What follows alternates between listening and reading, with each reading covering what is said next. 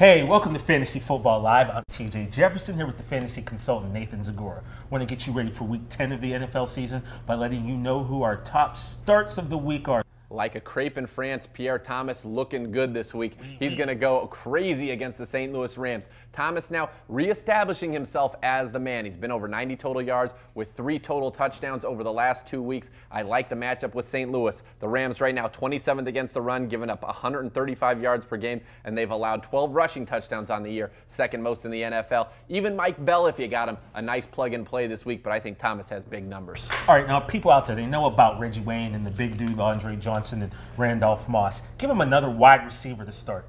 You know, Percy Harvin fell kind of like Randy Moss, the guy whose jersey I'm wearing right here, to the Vikings, right into their laps, and they have taken advantage of it. He's been great. He's given you a touchdown or 100 yards in 5 of his 8 games. His 62.5% consistency rate, tied for 3rd among all wide receivers. He scored last time he faced Detroit, and the Lions right now giving up the 2nd most passing touchdowns in the NFL, 2.4 a game. So you got to like that matchup, and you also have to like the fact that he's clearly gaining the trust of Brett Favre. Week 8 against Pittsburgh, he set career highs in targets, receptions, and yards. Oh yeah, he also scored in that game, and that was against the Steelers. This is the game against the Lions. Look for a big game from Percy Harvin. Okay, now to the tight end position, or as we like to call it, the Eric Buderbaugh position. Which tight end out there should get the nod in Week 10?